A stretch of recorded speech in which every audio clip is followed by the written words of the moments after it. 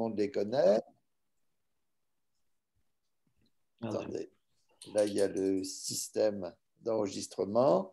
Donc nous sommes aujourd'hui le 16 novembre 2021 au troisième colloque Retina San Paolo, organisé par Gilberto Prado, Suzette Venturelli et moi-même, François Soulage. Le thème est l'avenir. La table ronde de maintenant va se faire avec quatre chercheurs, deux Français et deux Brésiliens. Nous commencerons par Dominique Château, professeur émérite à l'Université Paris 1 Panthéon-Sorbonne. Puis il y aura le professeur Roberto Ciacchiri, qui est lui-même professeur à San Paolo et qui a un grand rôle dans l'UNESCO. Puis il y aura Léon Farinetto, qui est professeur à Palmade. Et il y aura, en finale, il y aura Agathe Lichtenstein, qui est à Terre, à l'université, rappelez-moi, c'est Lille ou c'est Valenciennes peut-être? Valenciennes, oui. L'Université Valenciennes. Polytechnique. Alors, on les remercie beaucoup de faire cet effort et de se prêter à une table ronde qui est en général un exercice plus vivant que la conférence et qui a l'avantage donc de créer du dialogue. Voilà, nous avons un certain nombre de personnes parmi nous, bien sûr Suzette, Lino, Fernanda, mais nous avons aussi la chance d'avoir parmi nous donc Gabriel Baudran, Mathieu Lacoste et bien d'autres. Je ne vais pas tous les citer parce qu'on va commencer. Disons quand même que nous sommes vraiment dans quelque chose d'international et dans la mesure où Gilberto et Suzette sont du Brésil, par exemple. Léon, en ce moment, est en Suisse. Notre amie Maria est russe. Et va venir tout à l'heure nos amis de Corée. Et travaillons bien. Écoutons Dominique Château. Merci beaucoup, Dominique. Je me permets quand même de vous dire que Dominique anime, dirige, organise un magnifique séminaire en Zoom sur filmer la sensation. Et la prochaine séance, c'est jeudi à 17h. Alors, 7h Paris. De Paris, 17h de Paris. À bientôt. Merci. Dominique.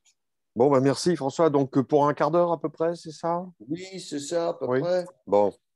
Donc, j'ai intitulé ça Les mondes possibles de l'avenir. Donc, je parlais un petit peu de ces mondes possibles. Alors, le mundo, comment on dit? Mundo possible en brésilien. Voilà, c'est ça. Mundo possible. Voilà. Mundo possible.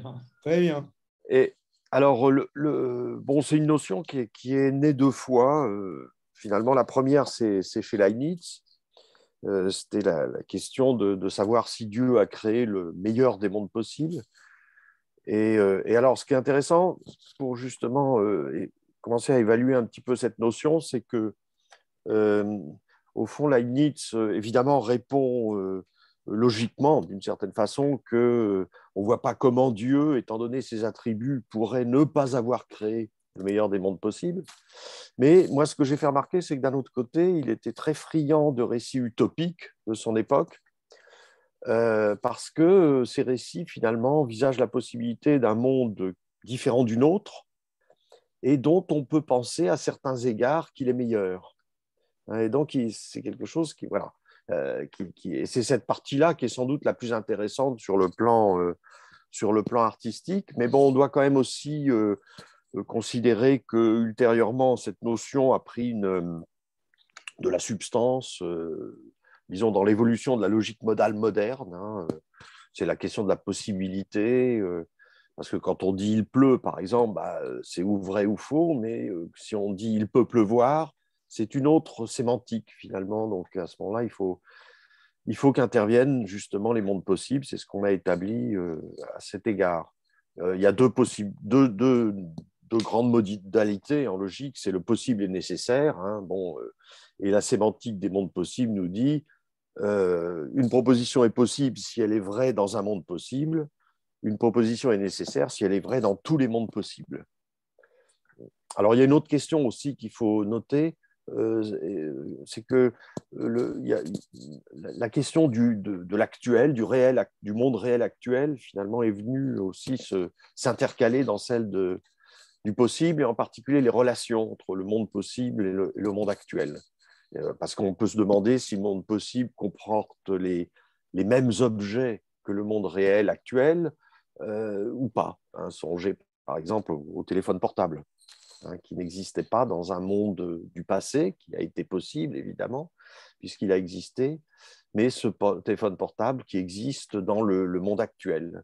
On peut par exemple penser à la réflexion l'anticipation de Paul Valéry, que Benjamin d'ailleurs avait remarqué et qu'il a fait beaucoup penser lui-même, quand il disait, je prends juste la dernière phrase dans son texte sur l'ubiquité, je ne sais si jamais philosophe a rêvé d'une société pour la distribution de réalités sensibles à domicile. Une remarquable anticipation, évidemment, du monde possible avec la télévision, hein, distribuée dans les foyers, disait-il, comme le gaz et l'électricité. Alors, il y a une notion qui est importante, c'est la notion d'accessibilité. Hein, en logique, c'est dans quelle mesure un monde est accessible à l'autre. Justement, c'est l'évocation des différentes sortes d'objets. Voilà, donc, par exemple, hein, ce téléphone portable-là, on peut réfléchir en se disant que, déjà avec l'apparition du téléphone, les amoureux n'avaient plus à languir d'attendre de se rencontrer ou que leur courrier leur parvienne avec un long laps de temps. Puis alors avec maintenant les téléphones portables, même les aventuriers dans la nature, si toutefois il y a du réseau, évidemment, peuvent espérer être sauvés. Et donc voilà, on peut construire comme ça une sorte de théorie de l'accessibilité en pensant par exemple aux idées de Freud sur l'homme prothétique, les différentes sortes de prothèses qui constituent cet homme prothétique qui, dit-il, se prend pour Dieu finalement. Et voilà, donc c'est tout un ensemble de choses. Alors par ailleurs, ce qui est intéressant, c'est qu'effectivement, on est aussi dans un domaine qui est à mi-chemin entre le constat de la réalité et puis la fiction. Hein. Et d'ailleurs, quand on demande aux logiciens qu'est-ce qu'un monde possible, ils répondent un récit complet. C'est-à-dire, il y a l'idée que le récit repose sur un certain nombre de postulats. On appelle ça la diégèse dans le langage, disons, technique, le langage cinématographique. Puis Genette a adopté ce terme aussi pour le roman. Voilà, bon, un récit est composé d'un ensemble de postulats, comme ça, une série de propositions qui actualisent ces postulats. C'est-à-dire le possible s'actualise par la réalisation, comme ça, de propositions. Si je dis l'individu que je poursuivais s'est soudainement envolé, on a une proposition ou un postulat de normalité attaché à cet individu se substitue soudain un postulat extraordinaire. C'est peut-être un super-héros. Voilà. Et on peut voir, on peut essayer d'évaluer comment dans un roman les choses fonctionnent par justement une sorte de composition de postulats qui sont parfois donnés au début, parfois ne sont pas donnés. Et donc, c'est toujours quelque chose qui à la fois emprunte dans un passé qui est donné, un passé mondain qui est donné, et puis aussi qui ouvre sur l'avenir. Voilà. Donc là, j'en viens un peu à cette question de l'avenir, avec évidemment la remarque que par rapport disons, à ce qui caractérise le monde réel, par rapport à ce qui caractérise plutôt les mondes de fiction, la systémique du monde réel est composée d'un foisonnement de mondes, en réalité, qui peuvent être variés, imbriqués, parallèles aussi, en tout cas sans cesse modifiés. Et donc, en particulier, cette idée des mondes parallèles est quelque chose qui est me semble-t-il, assez intéressant par rapport à la question de l'avenir. Un monde parallèle, ça peut être un monde qui existera, ou un monde qui a existé, mais qui finalement a un peu disparu, comme ça, et qu'on fait revivre d'ailleurs. Alors, pour prendre un exemple un peu prosaïque, pour expliquer ça, j'envoie un manuscrit à un éditeur qui le refuse. Bon, voilà, le monde possible où ce livre aurait été publié s'écroule soudain, mais un autre monde vient d'éclore, évidemment. Et quand disons, on applique à ça l'hypothèse des mondes parallèles, eh bien, on peut imaginer deux mondes coexistants en ce moment, hein, l'un où mon livre est refusé, l'autre où il est accepté. Hein. On peut aussi imaginer un monde où je suis avec vous par Zoom, et puis un autre monde où nous sommes réunis ensemble en train de siroter une caipirinha au bord de la plage de Copacabana, par exemple. Voilà. Donc, alors, évidemment, ce qui se passe, c'est que par rapport à ces suppositions qui vont peut-être sont au bord de la folie, d'une certaine manière, le monde réel est en granit, en quelque sorte. Hein. Et en réalité, seul existe de manière consistante le monde où mon livre a été refusé. Voilà. Le monde où mon livre a accepté est un rêve. Le rêve peut se substituer à la réalité, mais c'est littérature ou pathologie. Et il me semble que le paradoxe du possible en relation avec l'avenir est bien là. Hein, d'un côté, le monde réel qui résiste aux élucubrations, et de l'autre, l'incertitude de l'instant à venir qui les encourage, au contraire. Le possible est dans le réel, ou bien parce qu'on peut l'en induire directement, ou bien parce qu'on peut envisager des hypothèses qui ne sont pas contradictoires avec lui. Alors, personnellement, je me tourne pour compléter cette théorie des mondes possibles vers Charles Peirce et sa théorie de l'abduction. Parce que l'abduction, c'est un mode de raisonnement qu'on mobilise pour Peirce quand on a, je le cite, le sentiment qu'une théorie est nécessaire pour expliquer les faits surprenants. Et personnellement, je pense que même cette idée d'expliquer les faits surprenants, finalement, est tout à fait valable pour la simple pratique. C'est-à-dire que constamment, nous avons dans notre vie des faits surprenants, ne serait-ce que le fait de ne plus retrouver nos clés au moment où nous partons. Voilà. Et donc, je pense que la question des mondes possibles fonctionne très bien si on la conjoint à l'abduction. Et il me semble, et donc en particulier par rapport à la question de l'avenir. Et il me semble qu'il y a trois méthodes d'abduction, donc trois méthodes hypothétiques principales. J'appelle la première, disons, la méthode de l'hypothèse pratique, la seconde de l'hypothèse systémique et la troisième de l'hypothèse futuriste.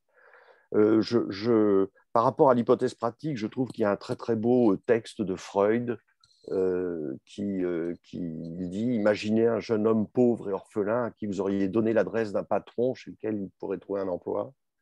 Peut-être en route s'abandonnera-t-il à un rêve éveillé, adapté à sa situation présente et engendré par elle.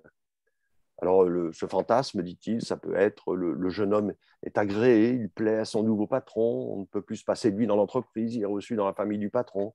Il épouse la ravissante jeune fille de la maison et dirige alors lui-même l'affaire en tant qu'associé, plus tard successeur du patron. » Voilà. Le rêveur se procure par là, dit Freud, à nouveau ce qu'il avait possédé dans son heureuse enfance, etc., etc. La maison protectrice, les parents aimants et les premiers objets de ses tendres penchants. Ça, c'est l'interprétation, disons, proprement freudienne. Mais moi, ce que j'aime, c'est cette idée, cette espèce de séquence comme ça d'anticipation. Voilà, c'est la première méthode des hypothèses anticipatrices. Pour moi, l'hypothèse systémique, c'est celle qui prend en considération la complexité où se définissent les postulats des différents mondes. Je prendrai un exemple comme ça qui est venu à ma considération très, très récemment, celui de l'exemple écologique du ciment. Parce que qui dirait d'emblée que le ciment est un facteur grave pour le réchauffement climatique, un facteur en réalité aussi grave que la déforestation, pas grand monde, je pense. Et en fait, le problème, c'est qu'il faut rentrer dans la perspective systémique, c'est-à-dire ne pas regarder que le matériau tel qu'il apparaît dans les bâtiments, mais la production de ce matériau.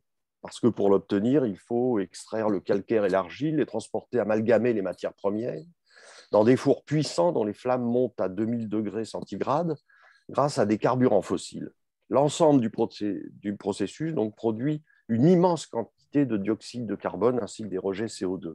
Voilà comment je pense qu'on peut dérouler comme ça, d'une manière très politique d'ailleurs, l'hypothèse systémique. Et puis évidemment, il reste l'hypothèse futuriste, celle que développent les récits de science-fiction, les diverses prédictions de scénarios du futur. Alors, à la différence des deux sortes de méthodes précédentes, elles visent à la fois toutes sortes d'aspects ponctuels ou locaux du monde et sa globalité, c'est-à-dire l'ensemble du monde. Cela donne beaucoup d'utopie ou de dystopie, et à l'égard de l'écologie, l'hypothèse extrême, justement, d'un monde où l'homme aurait disparu. Et on peut même en faire un film, c'est ce qu'a fait Stephen Milton avec Population zéro, un monde sans hommes, de 2008, dont la bande d'annonce dit « A world you'll never see », un monde que vous ne verrez jamais. Or, paradoxalement, et c'est ça l'intérêt de l'art, me semble-t-il, c'est que, paradoxalement, cela même qu'on ne pourrait plus voir si la race humaine était éradiquée de la planète, justement, le film nous le donne à voir. Voilà. Donc, j'ai noté que le paradoxe du possible en relation avec l'avenir, c'est que le monde résiste aux élucubrations, mais l'incertitude de l'instant les encourage. Eh bien, un autre paradoxe, c'est que le paradoxe est humain. Le paradoxe est relatif au point de vue de l'humain et à la distance qu'il introduit avec le monde réel, alors même qu'il le prend en considération. L'avenir, qui est au bord du néant de l'instant prochain, se trouve donc transfiguré par l'image que l'homme peut s'en faire en déployant l'infini des anticipations possibles. Voilà. Super, Dominique. Vraiment, tu as brossé le tour d'horizon. Bravo, bravo. Merci. T'es passé du logique jusqu'au politique. Je te poserai juste une question, mais réponds rapidement parce que c'est Oui. aux autres personnes de parler. Le possible par rapport à l'avenir, est-ce que c'est la même chose que le possible par rapport au passé? Alors, logiquement, on peut dire oui, d'une certaine façon, mais des autres points de vue que la logique, qui n'est qu'un point de vue parmi d'autres, non, évidemment, bien entendu. Mais alors, si tu veux, dans juste la question du possible, quand même l'ambiguïté et l'intérêt du possible, c'est qu'il y a deux notions du possible, d'ailleurs que Aristote avait évidemment conçu. Ce qui est réel, il disait que ce qui est réel est possible parce que ça existe. Et puis, il y a le possible qui n'existe pas encore, qui peut ne jamais exister et qui reste. Voilà. Donc, le possible du passé, c'est un possible qui est attesté, alors que le possible de l'avenir, c'est un possible qui est en suspens. Alors, quelques questions. Je pense dans premier cercle, Suzette, Gilberto, Roberto, Agathe, Léon. Question pour Dominique.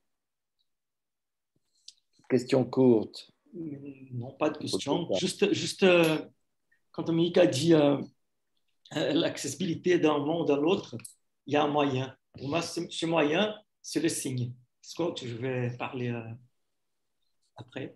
Donc, c'est le signe, c'est le concept de signe, de représentation. Oui. Alors évidemment, ça implique une certaine conception du signe. Moi, j'adhère tout à fait à la conception de Peirce, c'est-à-dire que l'idée qu'il n'y a pas de... Alors, il y a des signes tout faits, mais dans sa plus grande globalité, le monde n'est pas fait de signes, mais le signe apparaît à partir du moment où on regarde quelque chose. On est capable de le voir. Voilà, exactement. On est capable de le voir, oui. Voilà. C'est ça.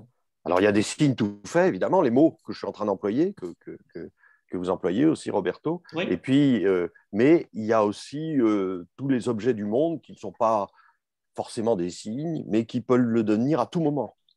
Voilà, on donne parfois l'exemple comme ça, on dit, bon, je reviens chez moi et puis je m'aperçois qu'une chaise a été déplacé, donc je me dis, quelqu'un est passé. Oui. Alors, bon, ça peut être un voleur, hein, mais ça Oui. peut être aussi quelqu'un que je connais, donc Oui. à ce moment-là, je me dis, bon, il n'y a pas de problème, etc. Et là, un monde possible se construit à Oui, chaque fois. en fait, ce qu'on porte, c'est l'effet que le signe va causer sur nous, Aussi, va oui, provoquer sur nous. Oui. bien sûr.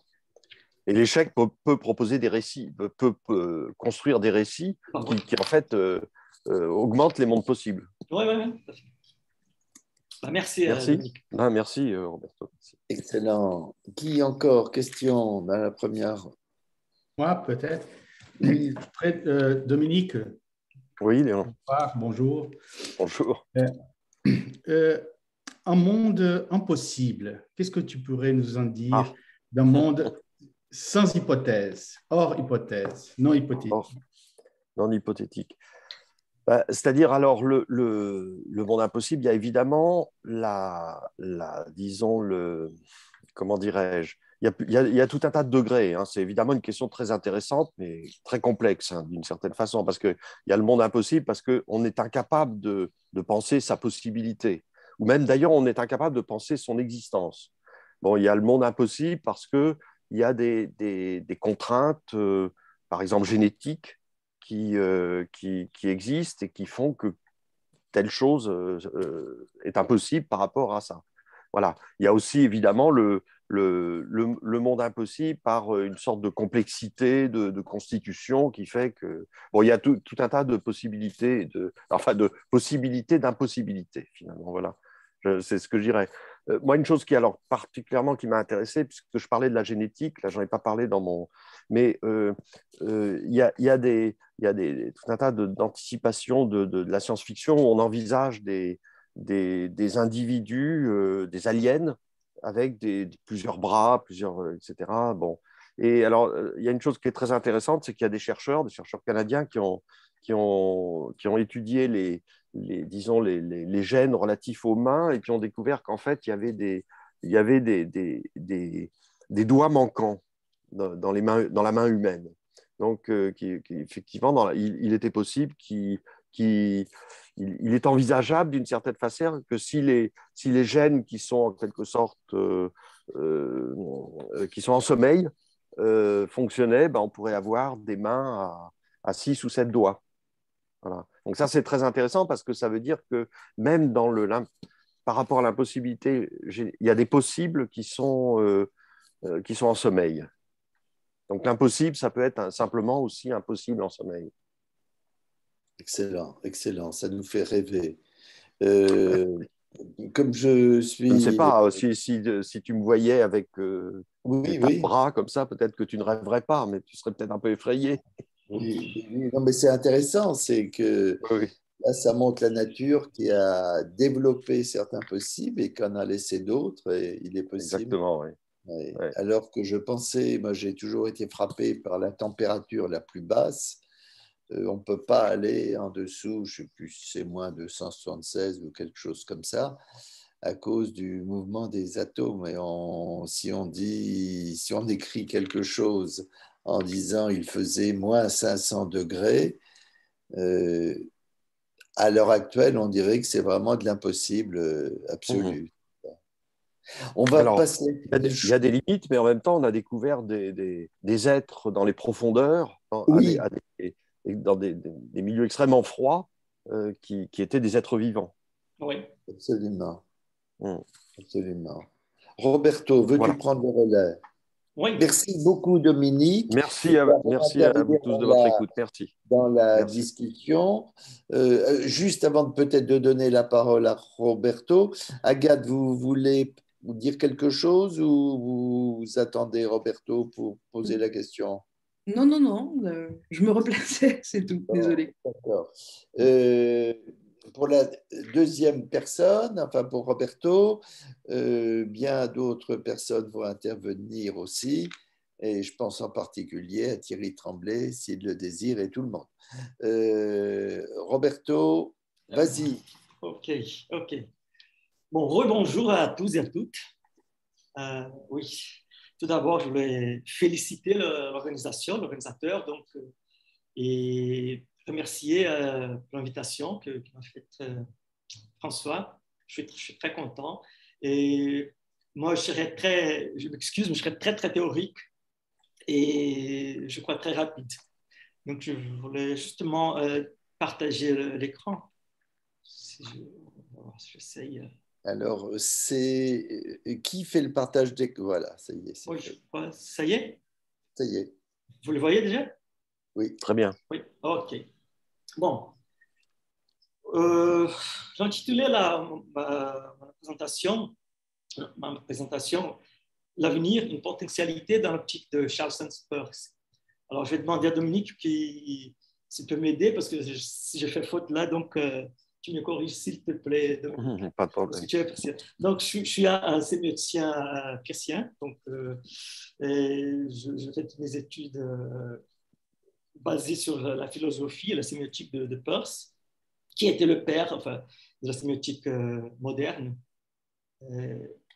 qui n'a pas adopté le mot sémiologie, parce que sémiologie, c'est la même famille, mais c'est une autre ligne de sémiotique.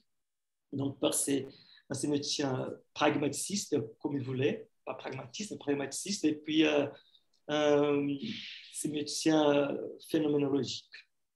Donc, alors, pour qu'on puisse comprendre un peu ce que Peirce pense sur l'avenir ou essaie de penser sur l'avenir, il faut qu'on connaisse aussi le concept de signe, ce qu'on parlait tout à l'heure avec Dominique. Donc, d'abord, c'est quoi la sémiotique? Moi, c'est la science des signes. OK, c'est la science des langages, tous les langages.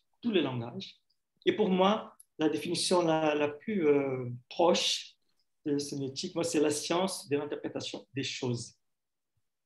D'ailleurs, j'adore ce mot « chose » parce que c'est bien l'esprit du signe. Donc, qu'est-ce qu'un signe pour Peirce? Donc, un signe ou représentant, comme il a dit, est quelque chose qui tient lieu pour quelqu'un de quelque chose sur quelque rapport, il y a quelques titres. Tient lieu, ce n'est pas une bonne traduction, je crois, parce que ça c'est traduit de l'anglais stand in. Donc, pour moi, c'est la meilleure conception. C'est le signe, c'est quelque chose qui représente son objet, ou bien qui essaye de représenter son objet. Il s'adresse à quelqu'un, c'est-à-dire qu'il crée dans l'esprit de cette personne un signe équivalent, peut-être un signe plus développé. Ce signe qu'il crée, et ça c'est Peirce qui dit, je l'appelle interprétant du premier signe. Donc c'est ce mot interprétant, c'est le concept d'interprétant qu'on va expliquer un petit peu avant. Ce signe tient lieu de quelque chose, son objet. Il tient lieu de cet objet, non pas dans tout rapport, mais par référence à une sorte d'idée que Peirce a appelée quelquefois de fondement du représentant. Donc, c'est le corps, c'est le ground, c'est le fondement du signe ou du représentant. Alors, quand on parle de signe, on ne peut pas parler du signe tout seul. Parce que didactiquement, oui, ça va, mais le signe, en fait, c'est un processus. Oui? Donc, le signe, il y a trois types de relations. Il y a donc son objet, le signe proprement dit ou le représentant, et un interprétant. Donc, le signe, c'est le premier, c'est celui qui va nous montrer comment on disait tout à l'heure avec Dominique. Donc, quand on a la capacité de le voir, c'est le signe qui va essayer de représenter son objet, qui va déterminer le signe et parfois, il va déterminer aussi l'interprétant et un autre signe, qui est un autre signe. Donc, ça, c'est un mouvement qu'on va appeler sémiose, on connaît bien, c'est un mouvement à l'infini. À l'infini. Moi, c'est un truc qui termine jamais. Et je saute. Le signe, il y a donc, la division des signes, il a deux objets. Ce qu'on appelle l'objet dynamique et ce qu'on va dire, c'est le réel, ou ce qu'on dit de réel, qu'on appelle le réel, c'est l'objet en soi, oui, tout ce dont pensons ou parlons, ou même le thème qui va déterminer le signe. C'est la chose elle-même. D'ailleurs, je répète, donc j'aime bien le mot chose, c'est la chose elle-même, en soi. Ce que nos pensées, c'est conforme quand elles ont une valeur de vérité. Donc, l'objet dynamique, il est hors le signe. On a l'objet immédiat, c'est dans le signe. On peut voir ici dans ce diagramme. Donc, on a l'objet dynamique qui est hors signe, l'objet immédiat qui est dans le signe. Et qu'est-ce que l'objet immédiat? L'objet immédiat, c'est l'objet comme il est représenté.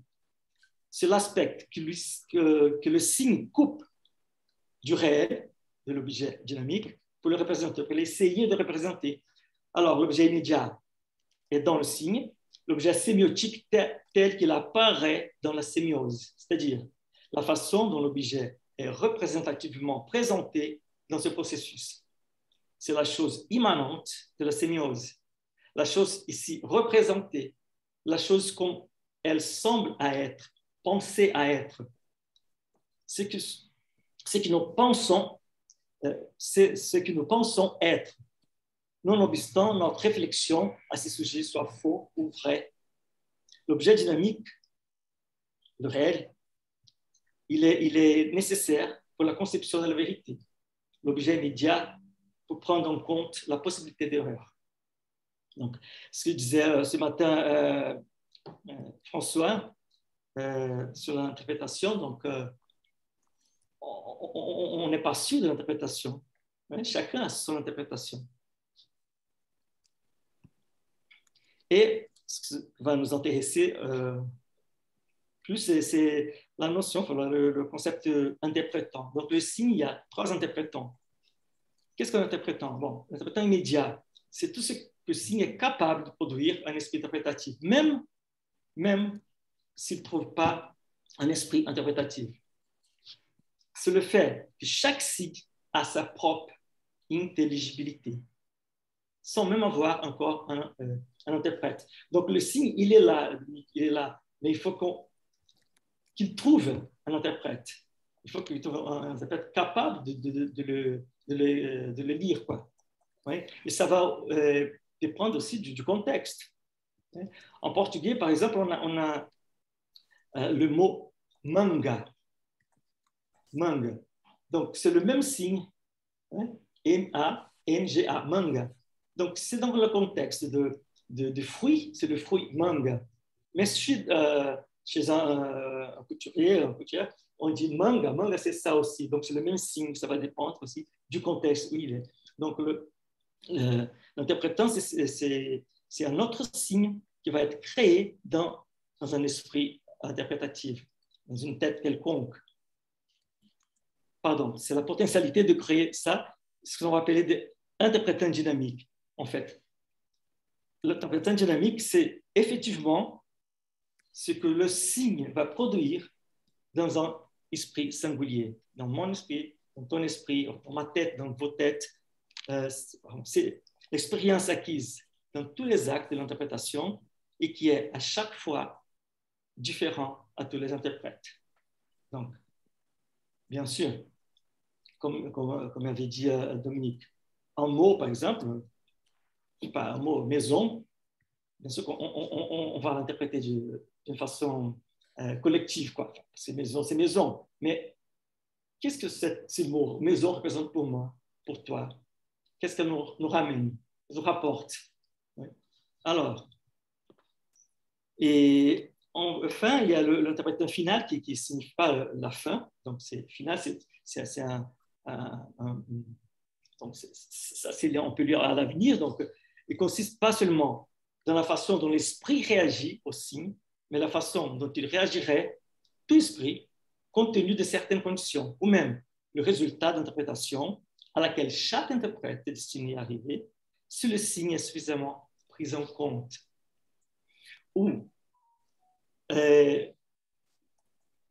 D'où vient l'idée de sémiose. Donc, c'est quoi la sémiose? On a le signe, l'objet, l'interprétant, qui va créer un autre signe, un autre objet, notre interprétant, qui va créer. Et comme ça, c'est à l'infini. Donc, c'est un peu ce que dit Paul sur notre pensée. Donc, notre pensée, elle va, il n'y a pas de en fait, pas de retour, mais elle va toujours à l'avant. Donc, ça s'arrête jamais. Bon, ça va s'arrêter quand on est mort. Mais enfin, la sémiose, c'est ça. C'est un signe qui va appeler un autre signe, et comme ça, à l'infini. Et l'interprétant final, alors, il fait référence au contenu collectif de l'interprétation, une limite idéale, approchable mais inatteignable, vers laquelle tendent les interprétants dynamiques. Tout interprète doit projeter, et ça je vois que c'est bien, tout interprète doit projeter un idéal comme un but, qu'il l'atteigne ou pas. Le simple fait de le rechercher nous fait évoluer en complexité et en richesse spirituelle. L'interprétant final, donc, est l'équivalent de ce but. Il lui occupe la place des idéaux ultimes, poursuivis sans relâche et sans cesse. Et je vais à la fin. Il y a 3 types, selon Peirce, des interprétants finaux. Donc, c'est l'interprétant final gratifiant qui est lié à l'esthétique. L'interprétant final pratique qui est lié à l'éthique. Et l'interprétant pragmatique qui est lié à la logique ou sémiotique. Donc, ce qui dit Peirce, les interprétants pragmatiques et les pratiques, donc les pragmatiques, la logique et les pratiques, l'éthique, ont tendance à converger vers l'idéal esthétique. Donc, l'interprétant gratifiant. Tous les faits et les actes humains existent pour se terminer dans un interprétant ultime, au final, gratifiant. Une gratification, soit vers l'admirable.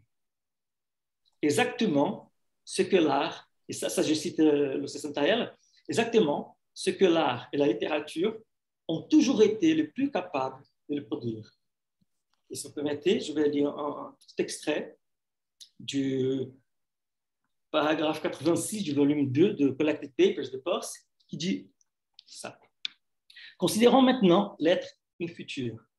L'être infutur apparaît dans des formes mentales, des intentions et des attentes. Mais toute notre connaissance du futur est obtenue au moyen d'autres choses.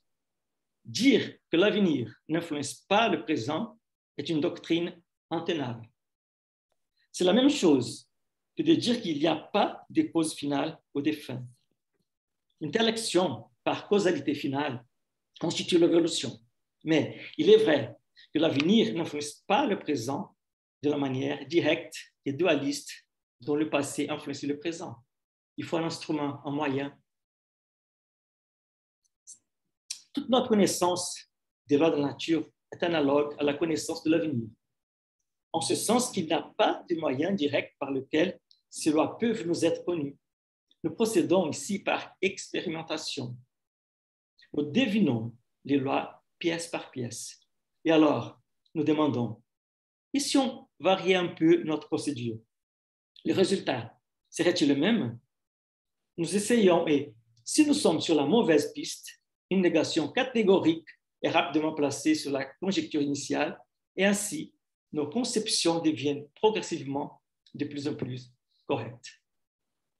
Voilà. Et je termine par là. Donc, c'est les références utilisées. Merci beaucoup. Et enfin, c'est ça. Je t'entends pas. Muito obrigado. De nada. Qui veut poser des questions? Oui. Dominique, Léon, Agathe. Moi, je sais pas si j'ai une question, mais je trouve que c'était très intéressant de faire ce rappel. Peut-être disons, en complément de ce que tu viens de dire, Roberto, Peirce croyait que le processus de la recherche scientifique fonctionnait par une sorte de convergence. Et alors, c'est ce que tu as mis en évidence là sur le plan alors beaucoup plus technique avec disons cette idée de l'interprétant final. Oui. Donc c'est une sorte d'idée de que l'humanité est en marche, en quelque sorte, vers cet interprétant final. Et effectivement, ce qui est alors fascinant en même temps, c'est que c'est cette idée qu'il avance aussi, que en fait, la marche vers cet interprétant final, elle est déjà donnée, en quelque sorte. C'est-à-dire que ce qui existe avant, qu'on ne parvienne en quelque sorte à cet interprétant final, est dans la nature elle-même. Mais évidemment, il faut qu'on le découvre. Oui. D'où alors, après, quand même, certaines modifications dans la théorie de Peirce. Hein. Je ne sais pas si tu peux éventuellement en parler. Et notamment, moi, j'ai parlé j'aime beaucoup l'abduction parce que je pense que c'est un de ces mécanismes qui introduit un petit peu, je ne sais pas ce que tu en penses, mais introduit un peu le grain de sable. Parce que, bon, l'abduction, elle peut réussir ou pas. Oui, tout à fait. Oui, l'abduction, en fait, c'est tout le début de la recherche, quoi. Enfin, l'abduction, je crois que Peirce veut dire qu'en réalité, rien se crée à partir de rien. Donc, l'abduction, c'est déjà quelque chose. C'est une hypothèse des hypothèses, si on peut dire ça, oui, mais c'est basé sur une expérience qu'on a déjà, même si on ne se rend pas compte. Mais donc, l'abduction, c'est en fait, quand tu as dit que l'interprétant final est déjà très connu, je ne sais pas, c'est ça. Enfin, En fait, allez-y. Il est déjà là, mais on ne le connaît pas forcément. Voilà, c'est ça. Il est déjà là. Ouais. En fait, c'est l'interprétant final, donc c'est la recherche de l'admirable. Enfin, la recherche, dans tous les domaines, la recherche de le summum bonum. Donc, c'est ça. C'est ça recherche de quoi, tu disais? De summum bonum. Donc, le bien suprême, je ne sais pas si on le peut bien dire suprême. ça. Le bien suprême. Oui, summum bonum. Je ne sais pas en français comment dire. Ouais, c'est le bien suprême. Donc, c'est ça qui va nous faire bouger, quoi. En fait, c'est ça donc, c'est l'avenir qui va déterminer en cette façon le présent. Donc, nos actions maintenant. Mais si l'on pense, est-ce que l'on peut dire que l'abduction chercherait à inférer à partir d'un fait donné des causes probables? Est-ce que c'est des causes probables, des causes possibles? Et est-ce que la notion d'abduction ne transforme pas, notamment peut-être vis-à-vis de l'avenir, mais enfin, oublions une seconde, la notion même de cause et de causalité? Ah oui, tout à fait. En fait, c'est de choses probables, possibles et potentielles. Donc, c'est ça l'abduction. Et enfin, parce qu'on commence tout ce qui est sa recherche, là, il nous dit, enfin, une des méthodes, ouais, c'est commencer par l'abduction. C'est là où ça va tirer, ça va en fait nous faire marcher, quoi, nous faire aller. C'est amusant parce que tirer, c'est le mot qu'utilise Bergson à propos de l'avenir. L'avenir de tir. Mais enfin, là, c'est dans une autre perspective. D'autres questions? Il y a une main levée, là. Thierry Tremblay. Pardon? Il y a une main levée depuis oui, longtemps. C'est la main de Thierry, peut-être. Voilà. Peut-être parce que pour moi, c'est la main invisible, je ne l'ai pas vue. Je vois. Je peux, oui. Donc, j'ai une remarque, moi, plutôt, parce que ça m'a fait penser, l'interprétant final, ça m'a fait penser au sens de l'écriture. C'est un biais théologique que j'ai souvent. Je ne sais pas si vous êtes familier avec les 4 sens de l'écriture dans la théologie médiévale. Et le 4e sens, le sens eschatologique, qui touche justement l'objet de ce colloque. Le 4e sens, le sens eschatologique, qu'on appelle aussi le sens anagogique, du grec anagoré, Oui. veut dire monter. Et donc, ce sens est le sens à la fin des temps. C'est le sens qu'on pourrait dire divin, Dans la théologie catholique, le sens réel des choses et des identités des âmes se révèle à la fin des temps. Oui. Donc, à la fin du récit, on pourrait dire. Hein, à la fin, comme des personnages d'un roman qui se révèlent à la fin du roman être bons ou mauvais. Hein, vous parliez du summum bonum, on en est près. Et donc, cette idée d'objet dynamique qui serait près de la chose en soi de Kant pourra avoir un pendant qui est le sens final. Le sens, même si ce sens, même si on n'est pas croyant, oui, bien sûr. c'est ce sens téléologique, on pourrait dire, ce sens Téléologique, ultime. oui, tout à fait. Oui, bah merci beaucoup. Super, super. Merci, je te remercie.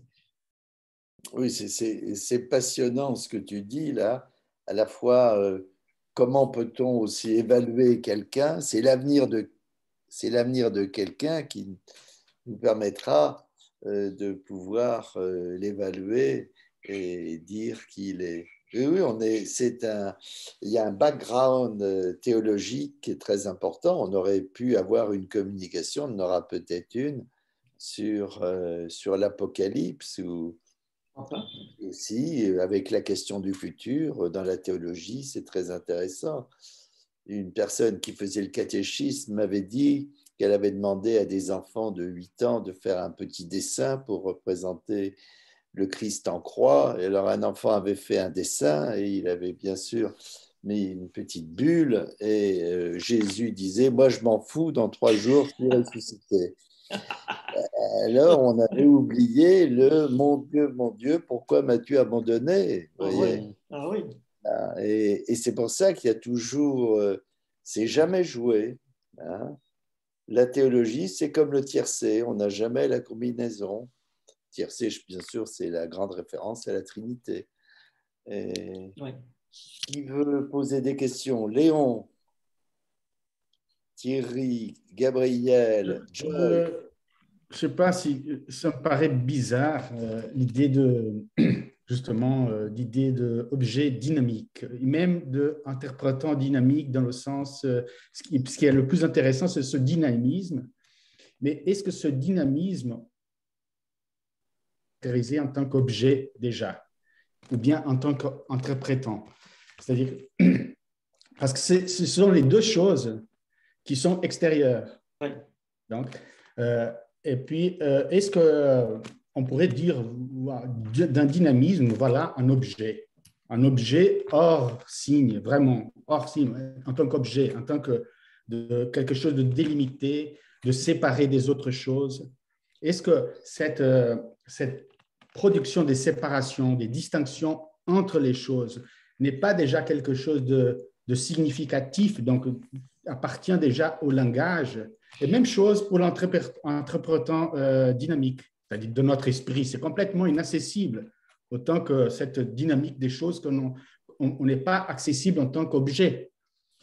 Ni ce qui se passe dans ton esprit, Roberto, mais est accessible en tant qu'interprétant. Oui, oui. Et c'est de l'ordre peut-être de l'ineffable. Voilà. Je ne sais pas ce que tu peux dire là-dessus. Bon, en fait, oui, l'objet dynamique, ce qui est hors les signes, il faut partir dans le début. Là. Donc, il est en soi un autre signe. Parce que, en fait, le problème, c'est qu'on ne va pas le découvrir à sa totalité. On n'est pas capable d'arriver, de toucher le réel en sa totalité. C'est pour ça qu'on a la notion de signe qui va essayer de représenter et un petit morceau, je sais pas, de ce objet dynamique, qui est en soi un signe aussi, qui peut être un signe aussi. Je ne sais pas si je t'ai répondu. En tout cas, on est face à un vrai problème parce que la tradition a fait qu'un grand nombre de personnes ont essayé d'interpréter le futur à partir des signes depuis, dans de nombreuses cultures, depuis longtemps. Je précipite un peu les choses en proposant à Agathe, si elle veut dire quelque chose, qu'elle le dise. Mais elle n'est pas obligée, Agathe, elle peut se réserver par un baroud final avec des questions mitraillettes à Léon, etc. Comme vous voulez, Agathe. Non, non, c'est plus que du coup, je réfléchis en temps réel à ma propre communication à partir de ce qui a été dit. C'était plutôt. Voilà. Mais non, j'ai pas de questions. Je réfléchis là, pour le coup. Il y a juste une question de Wagner Ribeiro. Roberto, pourriez-vous nous parler un peu du concept d'expérience collatérale? Ah oui, c'est dans la conversation, c'est ça? Oui. Oui. Quelle est son importance dans le processus? Oui, chez Wagner, l'expérience collatérale, donc c'est en fait, on ne peut pas, lire ou voir un signe si on n'a pas eu une expérience, ce soit au moins collatérale. Ça veut dire, le signe doit être, dans l'interprétation d'un signe, on doit voir toujours le contexte. Parce que si j'ai jamais vu un extraterrestre, enfin un été,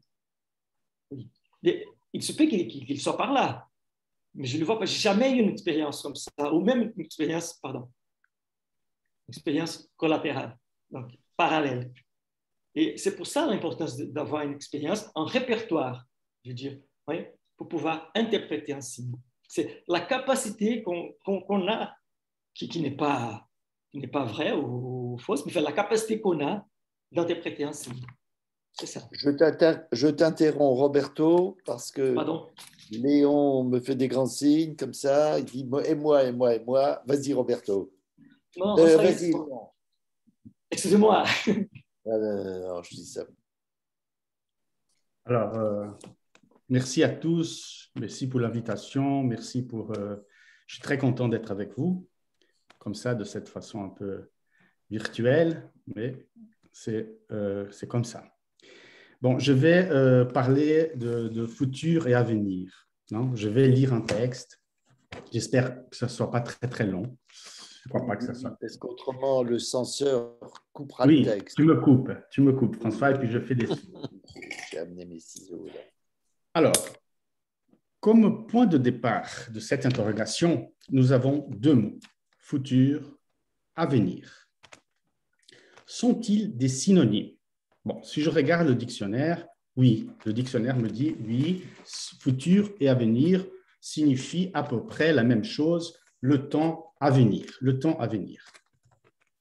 Bon, j'aimerais contrarier un petit peu le dictionnaire, c'est-à-dire j'aimerais parler de futur et d'avenir comme deux temps différents ou comme deux images différentes du temps à venir.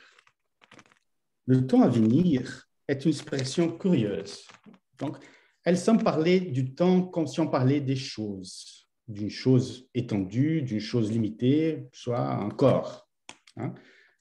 Un corps qui vient, quelque chose qui vient vers moi, qui n'est pas lié à moi, qui est séparé de moi. Mais le temps n'est pas une chose étendue, ni une chose finie. Le temps ne finit pas. Le temps à venir n'est pas séparé du temps présent, ni du temps passé. Les frontières bien délimitées, bien démarquées, concernent l'étendue et les corps, non le temps. Que serions-nous?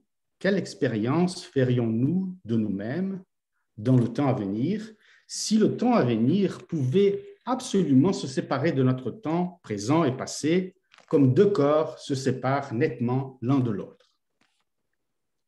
Notre existence individuelle et personnelle, collective et interpersonnelle est l'expérience d'un effort toujours renouvelé d'intégrer le temps, d'additionner le temps qui nous advient continuellement au temps déjà advenu pour former un seul et même temps, le temps d'une existence qui dure, identique à elle-même, qui se reconnaît à tout moment comme la même. Si notre vie, en quelque sorte, est une expérience qui se lie à elle-même en continuité, une minute imbriquée dans l'autre, sans frontières définies, comment peut-on parler du temps à venir comme si ce temps était radicalement un autre temps, séparé de notre temps actuel? Alors, dans l'hypothèse de notre survie expérientielle et temporelle, la question qui se pose est la suivante. Comment le temps à venir s'y lie au temps présent et passé? Je crois qu'on peut dire que le temps à venir se lie au temps actuel, présent et passé, de deux manières. Selon notre imagination, comme futur, selon la réalité, comme avenir. Selon notre imagination, nous serons dans le futur ce que nous sommes déjà actuellement, la continuité du sens de notre propre histoire. Peut-être serons-nous dans le futur un peu plus gros, mais notre expérience s'accumulant, c'est-à-dire que notre expérience s'accumule selon sa suite prévisible. Question de quantité. Le futur, question de quantité. En revanche, selon la réalité, cette réalité extérieure et indépendante de notre histoire, nous serons dans l'avenir autre chose.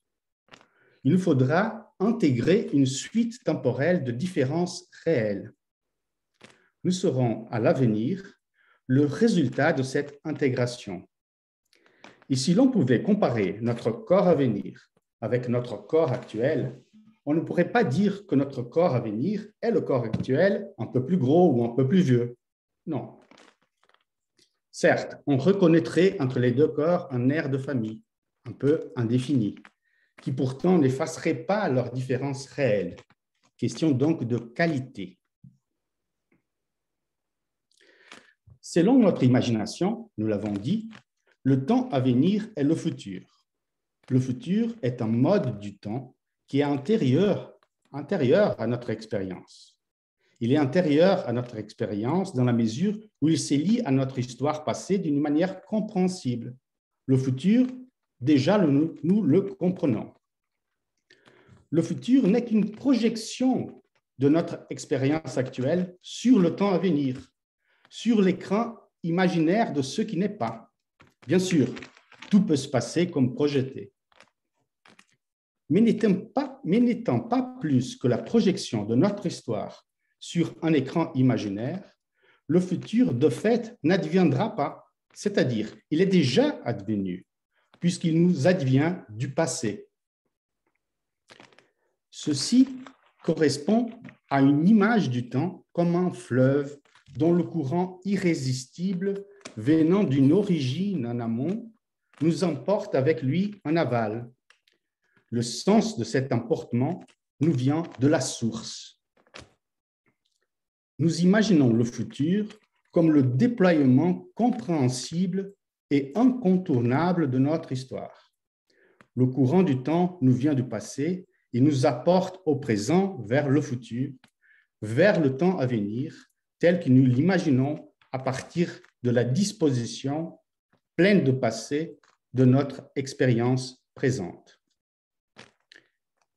Ce courant constitue en effet le sens de notre expérience. Nous imaginons le futur comme continuité anticipée, comme une suite visée de phénomènes prévisibles. Nous nous préparons pour le futur tel que nous l'imaginons. Ainsi, nous faisons une paradoxale histoire du futur. Tant que nous considérons le temps à venir comme relié au passé par le présent, nous avons l'impression de pouvoir déjà raconter son histoire. L'anticipation de nos actions futures, souvent en vue d'une finalité posée dans le présent ou dans le passé, est une de nos facultés mentales dérivée de notre effort de préserver notre être. Cette anticipation historique n'est pas une prophétie, puisque dans cette prévision, nous essayons de rester réalistes et raisonnables, accrochés au flux naturel des choses. Notre expérience actuelle est historique, non seulement parce qu'elle se tourne continuellement vers le passé, mais aussi parce qu'elle se retourne stratégiquement vers le futur à tout moment. Se tourner pour se retourner est le nœud qui coud le temps, qui coud discursivement les morceaux de temps les uns aux autres. Cette couture expérientielle est historique parce que temporelle et discursive, selon un mode déterminé du discours, le mode linéaire, continu et téléologiquement orienté du discours narratif. Notre expérience s'unifie quand elle s'articule dans un récit comme une suite de phénomènes temporels imbriqués les uns dans les autres avec un sens présent qui pointe en avant vers le temps à venir. La fin de ce récit se trouvant dans le futur.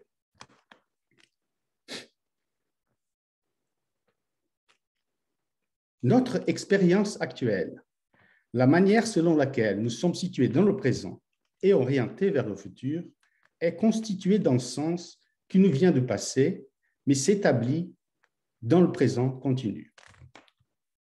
Nous sommes au présent, dans le présent, comme au milieu de notre histoire. Relativement au passé, néanmoins, nous sommes aussi à sa fin, puisque c'est le présent qui donne sens au passé. C'est-à-dire, c'est toujours à partir du présent que le passé s'ordonne rétrospectivement par un discours significatif. Le sens de notre expérience actuelle, si nous faisons l'effort de la comprendre narrativement, est la couture entre notre vécu, ordonné par le présent, et le futur.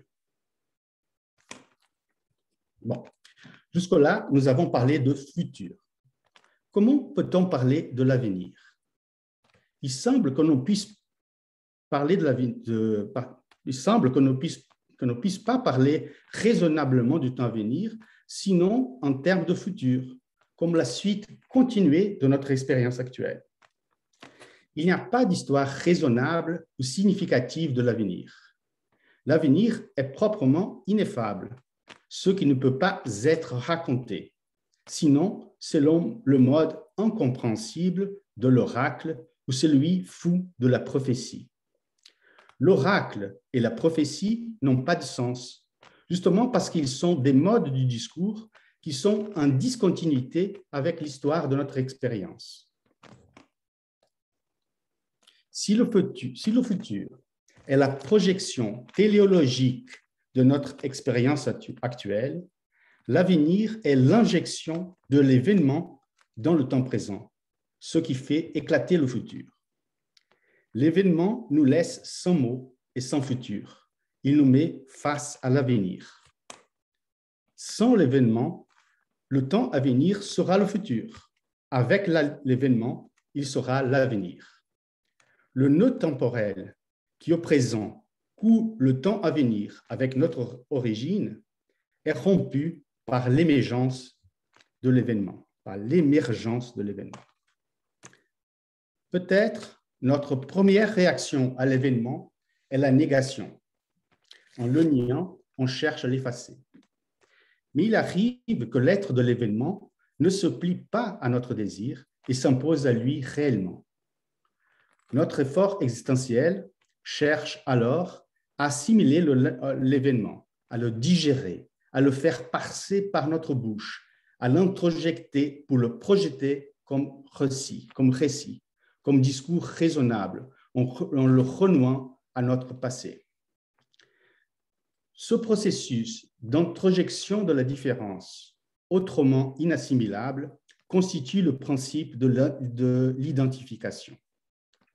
Phagocyter l'événement est le processus de formation et transformation de notre identité. Mais alors, le passé change. Le passé se montre mobile. Il est reconfiguré rétrospectivement par l'introjection de l'événement dans la suite de notre histoire. L'événement, temporalité décousue, être surprenant de l'avenir, appelle à la transformation de notre identité. L'introjection de l'événement dans notre expérience transforme notre passé et notre histoire, fait réapparaître le futur que l'événement avait éclaté, et rétablit la continuité apparente du flux temporel qui nous conduit en avant. La digestion discursive de l'événement reconfigure rétrospectivement notre mémoire. Le passé gagne un nouveau sens. Et le sens du passé, comme une flèche qui pointe vers le futur, peut à nouveau nous transpercer. Reconnaître le caractère événementiel, absolu, non relatif du temps à venir implique l'intellection de notre expérience comme une suite de discontinuités et la formation épisodique de l'identité. Mais si le réel est réellement fragmentaire, décousu, épisodique, si la suite des phénomènes temporels n'est pas en elle-même téléologiquement orientée, si rien dans le réel n'est continuité, qu'est-ce qui colle chaque début d'un épisode de l'expérience à la fin de l'épisode précédent? À cette question, momentanément, je répondrai de la façon suivante. Ce qui colle les événements épisodiques les uns aux autres en formant une longue suite temporelle articulée avec du sens est la discursivité narrative. En effet, notre expérience actuelle cherche à remplir la fracture temporelle produite par l'événement en l'assimilant dans un discours avec la forme du récit. Les épisodes de cette histoire sont articulés dans une suite dont le sens est établi téléologiquement. Il se peut que notre image du temps à venir, selon le modèle historique, secoué par un événement, vienne un jour à changer. L'avenir nous donne une autre image du temps à venir, non plus selon le modèle historique, mais selon le modèle épisodique. Le temps événementiel n'est pas un fleuve qui nous vient d'une source située dans le passé et qui nous emporte inexorablement vers le futur, mais un courant qui nous advient de devant, sans liaison avec notre passé. L'image du temps événementiel est l'image d'un temps qui nous advient de devant, non de derrière, non du passé, mais de l'avenir. D'un temps qui nous pousse en arrière, il nous force à lutter contre notre passé pour le reconfigurer. Voilà. Parce qu'il y a Agathe qui ne faut pas lui manger son temps. Tu as terminé, Léon? J'entends pas, Léon. Oui, j'ai terminé. Bon, alors, Agathe, voulez-vous poser une question à Léon? Oui, merci beaucoup, c'était passionnant. Je m'interroge sur une chose. J'ai noté que vous avez dit donc, le futur comme continuité anticipée, suite de phénomènes prévisibles. On se prépare pour le futur. Ma question est donc la suivante. Alors ça, j'ai le nez dedans puisque j'ai aussi travaillé sur ça. La question du hasard. Comment est-ce qu'il s'intègre le hasard? Je pense notamment au Monsieur Test de Paul Valéry, et je cite, qui est lui-même né du hasard, comme tout le monde. Tout l'esprit qu'il a ou qu'il a pu ou qu'il eut lui vient de ce fait. C'est une phrase qui m'a beaucoup travaillé par rapport à mon intervention dans cette dialectique de l'avenir, de l'existence et du hasard. Mais du coup, comment s'intègre le hasard dans votre rapport, enfin votre explication du futur? Léon. Bon, le hasard. Le hasard peut être quelque chose de vraiment hasardeux, c'est-à-dire qu'il nous retire complètement de la ligne de la prévisibilité, donc comme un événement, ou bien c'est peut-être des petites choses possibles qui peuvent se passer, qui sont peut-être pensables aujourd'hui. C'est-à-dire que dans une certaine limite, je peux dire, bon, par exemple, je vais au centre de la ville. Je pense passer par ici, par là, mais peut-être, si par hasard quelque chose m'attire, ben, je passerai non pas par ce chemin, mais par un autre. Mais ça ne change pas l'idée du futur. Tout le futur reste comme tel, hein, bien que mon chemin vers vers le centre de la ville peut être par hasard un petit peu différent. Mais il n'y aura pas, par exemple, entre ce chemin et le centre de la ville, un événement qui me fasse complètement surgir devant moi, quelque chose de complètement inappréhensible et qui me fasse, si j'arrive à le réintégrer avec mon passé, à reconstituer le futur, donc à refaire un autre futur. Donc le hasard, il y a des dimensions, mais la dimension hasardeuse de l'événement, c'est ça qui est pour moi intéressant, c'est cette capacité que l'événement aurait de détruire le futur et demander, c'est-à-dire parce que notre expérience est une expérience temporelle et historique, toujours, c'est-à-dire elle demande un sens, l'événement nous demande de refaire le passé, de rétablir la liaison avec ce qui advient de inappréhensible, de ineffable, qu'on puisse le parler. Pour qu'on puisse parler de cet événement, il faut le relier à ce qui était avant. Mais pour le relier à ce qui était avant, le passé doit changer. Parce que le sens du passé pointait vers un présent et vers un futur qui n'était pas celui-là de l'événement. Donc, l'événement change tout. Il nous change. Donc, nous devenons autres si on assimile l'événement, si on ne le nie pas, bien sûr, etc. Si on ne dit pas qu'il n'y a pas de ci, il n'y a pas de ça, et je ne sais pas quoi, ça n'a jamais existé. Bon, là, c'est autre chose. On se maintient dans le même sens. Merci. Encore une question pour Léon? Est-ce que l'heure tourne? Une fois, deux fois, trois fois? Je pense que tout le monde peut se rappeler du livre de Cicéron, le De Fato, qui posait ces questions-là il y a 2 millénaires. Agathe, à vous. Je vous remercie. Donc, je vais essayer de faire vite. Alors, le titre de l'intervention… On va essayer. Excusez-moi, je voudrais juste demander quelque chose au maître de l'horloge.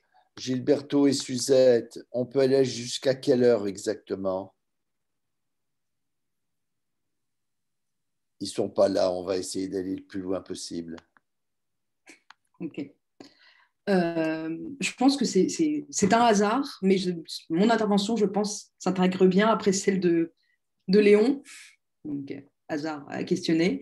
Donc, l'intervention s'appelle « L'avenir est un miroir sans glace ». Et c'est une anecdote qui a pris du sens après dans la réflexion qui est en cours.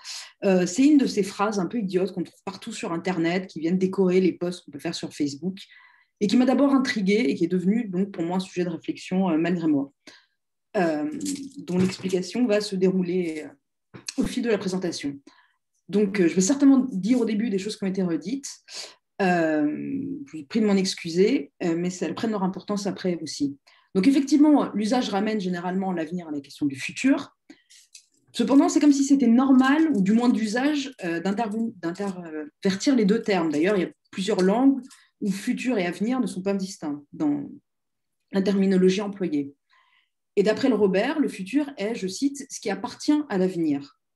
Cela renvoie donc à la relation, mais aussi à la propriété, au sens de qualité intrinsèque comme de position dominante. Tandis que l'avenir est ce qui s'oppose au passé quand le futur le prolonge. L'avenir est donc ce qui vient auprès d'eux, ce qui advient, ce qui arrive. Et ce sera là le point de départ de ma réflexion. L'avenir est ce qui arrive. Donc ce qui arrive est tout d'abord le titre d'une pièce de théâtre de la compositrice autrichienne Olga Neuwirth, quand elle a travaillé en 2003-2004 à partir de textes de l'écrivain Paul Auster, qui a été invité à les lire lui-même sur scène. Les autres représentations ont été faites à partir d'enregistrements. Et dans la présentation de la pièce, il est ainsi expliqué que, je cite, « Ce qui arrive est consacré aux événements fortuits et inattendus qui génèrent dans nos existences de manière surprenante des structures de hasard. Ce qui arrive, certains s'en souviendront peut-être, c'est aussi le titre d'une exposition qui a été présentée en 2002 à la Fondation Cartier. Elle s'appelait, pour être exact, Paul Virilio, Ce qui arrive. Ce qui arrive est la définition du latin accidens. Il s'agissait donc d'une exposition faite pour le lieu Sur le thème de l'accident, Paul Virilio, dans L'accident intégral qui a été publié en 2005, conçoit l'accident notamment comme ce qu'il appelle, je cite, une option, un privilège accordé au hasard, au détriment de l'erreur ou de la volonté de nuire. L'accident est en ce sens un qualificatif du hasard, une spécialisation, peut-être même. On peut souligner que le philosophe explique que, je cite, « La vie quotidienne est aujourd'hui devenue un pur hasard, un accident permanent, avec ses multiples rebondissements, dont les écrans nous infligent à chaque instant le spectacle. Le rapport fait aux écrans est intéressant et j'y viendrai à la fin. Pour le moment, pour achever l'ouverture à la pensée de Virilio quant à l'avenir, et plus exactement l'avenir de l'accident, comme s'intitule un chapitre de l'ouvrage précité, il nous engage à réfléchir pour le XXIe siècle ce qu'il appelle un accident du réel, c'est-à-dire un accident de, je cite, la perception des choses, véritable déréalisation, fruit d'une réalité désormais en fuite accélérée. En conséquence, l'inquantifiable et l'imprévisible du risque, du progrès technique, pour reprendre son vocabulaire, s'installe durablement dans les esprits et nous dirige vers un réel que l'on pourrait sans doute même qualifier d'imprépenssable, au sens donné par Schelling. Je crois qu'il y a déjà eu une intervention là-dessus de M. Soulages. Ainsi, donc, la surprise, l'existence, la structure et le hasard mis ensemble sont complétés par l'accident que Virilio aborde, lui, pour sa part, de façon rationnelle. Donc, il parle de terrorisme, il parle d'écologie, de risque écologique. Il est intéressant de relever que ce qui arrive était surtout, dans le cadre de cette exposition et des écrits qui sont liés, ce qui était arrivé. Alors certes, il s'agissait de monter une collection en vue de nourrir son idée de créer un musée des accidents, afin d'attirer l'attention sur les bouleversements des critères esthétiques et éthiques, comme l'auteur le souligne lui-même. Et en tout état de cause, le choix de mélanger des œuvres d'art à des documents et des archives, de l'art et du sans-art, tout en proposant une mise en scène de formes variées d'accidents, ça va des catastrophes naturelles aux attentats et aux autres vicissitudes plus ou moins terribles, qui sont toujours arrivées par le passé, permettent de rendre compte d'un avenir possible, potentiel, tout en permettant d'interroger le rôle même de l'art ainsi que sa fonction, disons jusqu'à sa place dans le monde et sa nécessité, cela notamment du fait de son enjeu réflexif, comme dans tous les sens du terme, puisqu'il s'agissait non seulement de réfléchir aux propositions artistiques, mais aussi de réfléchir pour l'individu, le regardeur, à sa propre place dans l'avenir incertain, ou plutôt de le mettre face à la seule certitude, c'est-à-dire l'incertitude de l'avenir, ou plutôt du contenu de l'avenir. Et donc cette première étape de ma réflexion m'a amené à me demander si l'avenir ne serait pas plutôt non pas ce qui arrive, ni ce qui arrivera, mais ce qui arriverait au sens strictement conditionnel, de même qu'on parle déjà d'un futur conditionnel en français. Donc, selon les définitions que j'ai pu exposer auparavant, il s'agit d'un avenir conditionnel qui s'oppose au passé, au sujet duquel il faudrait réfléchir à ce qui serait l'opposé du conditionnel. Alors, je ne le sais pas, peut-être on peut parler de passé catégorique, de passé inconditionnel. Là, je lance plutôt une piste de réflexion. En tout cas, ça m'a conduite au titre de cette intervention, « L'avenir est un miroir sans glace », qui est un aphorisme que l'on doit à Xavier Forneret, qu'on appelait aussi l'homme noir, un écrivain français qui était reconnu pour son humour noir. Il a d'abord été associé au romantisme et il a été ramené de l'oubli par les surréalistes, qui le mettaient au même niveau que Lautréamont ou Roussel. Il faut noter que l'ouvrage d'où provient cet aphorisme est un quasi-livre, je cite l'auteur, dans l'ouverture, et il n'est pas sans titre, mais l'ouvrage se nomme sans titre, il est donc inqualifié. Ainsi, l'auteur explique que, je cite, « c'est plusieurs feuilles sans titre, avec sans doute encore plus de noms que n'en méritent les mots qu'on y voit. » C'est donc sur ces aspects de non-achèvement, d'incertitude, et donc de spéculation quant au titre qui aurait été possible, au titre qui serait aujourd'hui possible, ce sont deux choses différentes, ou encore au titre probable d'alors, c'est dire qu'est-ce là le titre de sans titre? Quel serait le titre pour que puisse s'achever l'ouvrage? Et c'est là-dessus que s'élabore la perspective d'une esthétique spéculative. Donc je répète, l'avenir est un miroir sans glace. Or, un miroir est un objet qui offre une surface suffisamment polie pour qu'une image s'y forme par réflexion et est conçue à cet effet. La glace, et je ne parle pas de l'eau qui gèle, reflète fidèlement l'image des objets. un miroir sans glace, et donc possiblement une image qui se forme mais qui est infidèle à elle-même ou à l'idée que l'on s'en fait. Elle pose donc un problème de perception. Ou encore, il s'agit d'une surface qui n'est pas assez polie, au contraire, pour que l'image puisse même se former, qui nous force donc à spéculer sur ce que l'on ne voit pas encore ou que l'on ne pourra jamais voir. De fait, est-ce qu'on ne pourrait pas envisager l'esthétique spéculative, au sens où l'on pourrait presque dire une esthétique de la question de la potentialité? Alors, je fais rapidement remarquer 3 choses. Il y a une approche du design qui s'appelle le design spéculatif, mais qui vise surtout à de nouvelles perspectives sur le futur et dont l'objectif est d'explorer de façon collective l'avenir en matérialisant des scénarios fictionnels pour ensuite les mettre en débat. Donc, il s'agit le design spéculatif est bien davantage intuitif que prédictif et il vise surtout à élaborer les tendances de demain. Il existe également la théorie spéculative de l'art de Schaeffer, qui traite du sujet du discours spéculatif sur l'art, et notamment de la confusion entre la description et l'évaluation, pour dire très vite.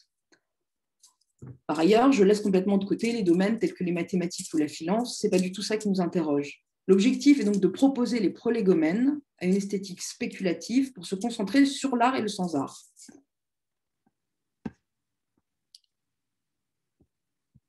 Donc, je postule que cela engage des œuvres d'art ou sans art qui portent le potentiel de devenir autre chose. Cependant, il ne s'agit pas du tout de potentialité métamorphique, bien que cela soit possible et qu'il existe déjà des œuvres qu'on peut qualifier d'évolutives. Il suffit de regarder du côté de l'architecture contemporaine, qui porte en elle les potentialités de ce qui peut arriver, comme par exemple les structures faites pour résister aux possibles tremblements de terre ou aux inondations, ou encore du côté de l'art numérique génératif et des algorithmes qui conçoivent des œuvres qui se génèrent elles-mêmes et qui sont ou non déterminées à l'avance, par ailleurs. Donc, ça ne concerne pas du tout l'approche usuelle de l'art à l'aune de la spéculation, comme ouverture ou support à la réflexion vers d'autres horizons de sens.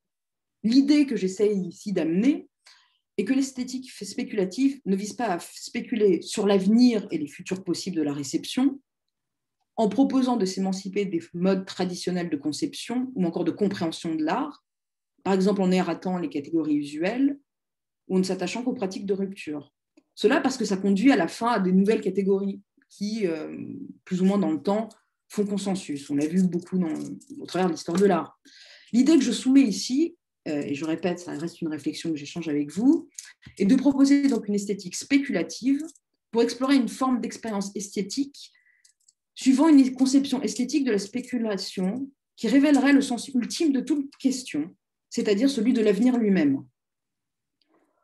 Donc, je regarde une expérience esthétique spéculative, du côté d'une esthétique spéculative qui se fonde sur un mode conditionnel de l'expérience esthétique comme acte de construction, de production de l'œuvre, qui aurait certes une prise sur le réel et qui ferait surtout de la question le quoi, c'est-à-dire l'avenir du maintenant du hic et nunc, de l'expérience, à la condition de ne pas le réduire l'avenir à une anticipation. Et c'est dans cette mesure que la pensée du philosophe Alexandru Dragomir, dans les Cahiers du temps, me semble éclairante. Alors, très rapidement, c'est un ancien doctorant de Heidegger et il a travaillé non pas tant sur l'existence que le sentiment d'existence. Et à cet égard, il privilégie une éthique de l'instant vécu. Sa pensée du temps met en tension à la fois les intentions signifiantes qu'il élabore au passé, les intentions signifiées qui sont construites au futur et parfois au futur conditionnel. Le passé est pour lui pourvoyeur de sens, en termes de souvenirs, d'histoire, de regrets par exemple, et le futur, quant à lui, est donneur de sens, du fait des attentes, des espérances, des remords par exemple. Et il laisse au présent uniquement la charge du maintenant, et le maintenant est pour lui l'égal de l'existence. Le temps est considéré par Dragomir, donc, dans sa détermination tripartite, passé, présent, futur, et je le cite, parmi lesquels seul le présent est à proprement parler existant. Donc, d'une part, et d'autre part, dans, je cite, la relation qu'il entretient avec le maintenant, l'instance, le toujours autre, qui est l'instantané.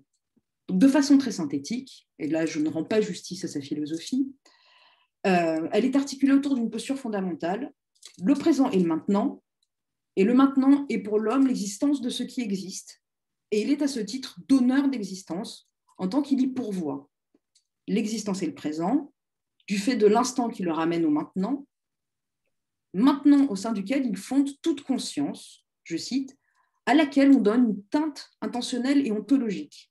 Agathe, pardon, on a seulement 5 minutes pour finir.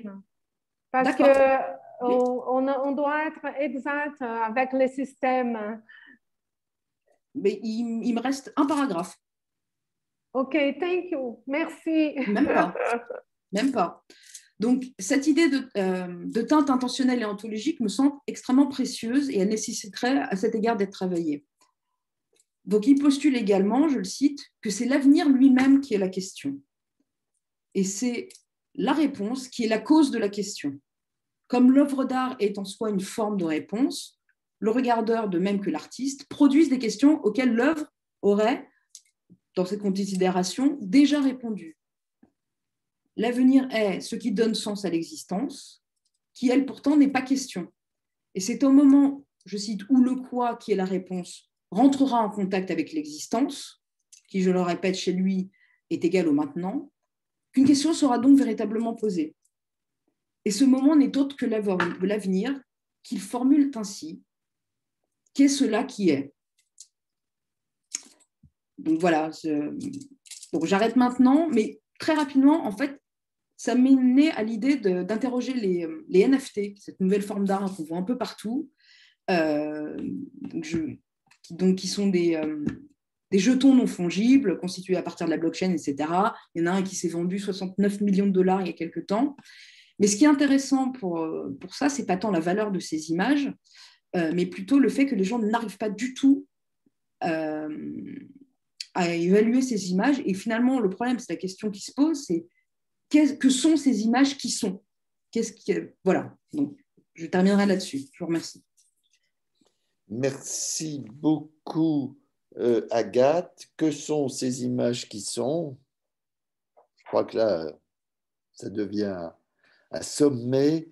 Avez-vous une question à poser à laquelle Agathe répondra, je tiens à vous le dire, en moins de 2 minutes?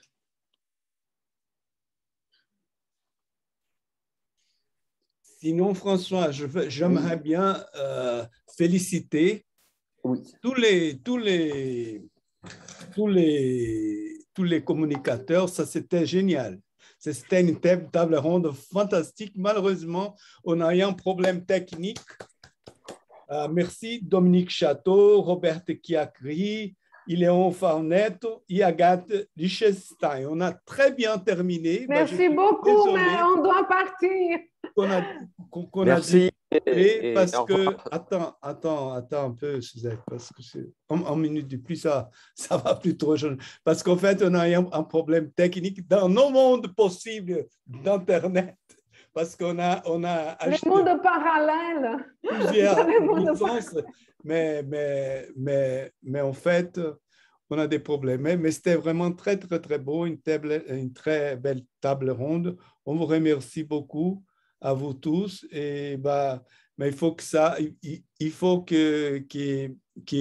Suzette parte parce qu'il faut qu'elle ouvre une autre table. Merci beaucoup. Merci à vous. Merci. À bientôt. Merci à Roberto, à Gilberto et Suzette de leur souplesse parce qu'on a changé 5-6 fois la table ronde. C'était génial. Comme ça, je crois que c'était parfait. Malheureusement, on n'a pas eu le temps de discuter davantage, mais ça, on le fera dans un monde parallèle. Voilà. Merci beaucoup. C'était super. Merci. Nous avons enfin compris Leibniz. Le Dieu de Leibniz, il y a 2 dieux.